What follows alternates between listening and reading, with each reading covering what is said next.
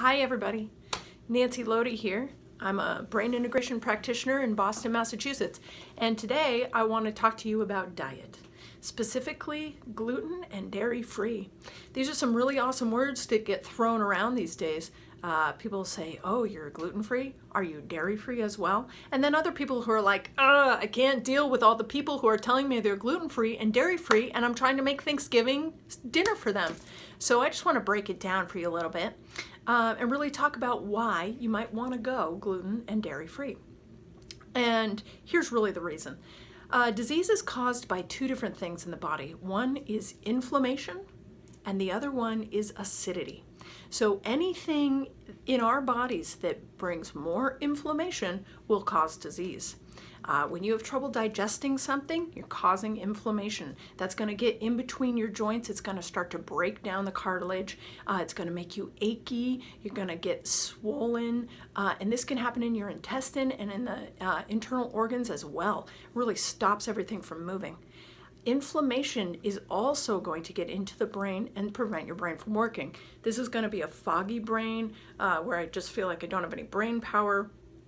I have no processing power, so that's a real problem. Acidity is another real issue. Acidity is where the body's internal pH is lower than it should be. This is going to break down the actual bone. So this is where we get fragile bones, fragile system. The myelin sheath on the nerves and the synapses starts to come apart, and then you can get a virus in there. Lots of bad things can happen. At the very, very long end of that are things like strokes and also seizures. So this is why some people are choosing to go gluten-free and dairy-free. And I know it's a little bit annoying for all of you who love your Thanksgiving meals, all your comfort food, but to be honest, we're in a health crisis right now in the United States. More and more people are ill, and so that's why people are going gluten-free and dairy-free. Now here's a funnier part. On Facebook a couple weeks ago, a friend of mine posted a study that seemed to show that there was no such thing as gluten sensitivity. And at first I was a little bit mad because I definitely react to gluten. But then I thought, maybe it's not the gluten, maybe it's one of these other components. In the United States, wheat is genetically modified. That means that it is not the same genetic code as my ancestors were growing. The other thing here is that wheat in this country has glyphosate on it that comes from a Roundup.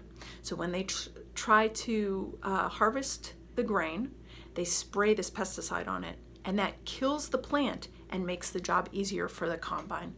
So you're actually ingesting those things, so you may be reacting to a pesticide or a genetically modified component or the gluten. So when I posted that in response to my friend, he rather sheepishly said, oh, thanks, Nancy. I was trying to start a fight, but you gave all the information right away.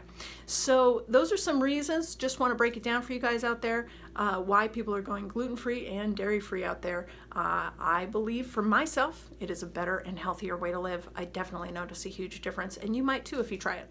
As always, remember, I'm not a doctor, but so you should do your own research and come up with your own conclusions. But as always, I hope you guys are having a great day out there. Talk to you soon.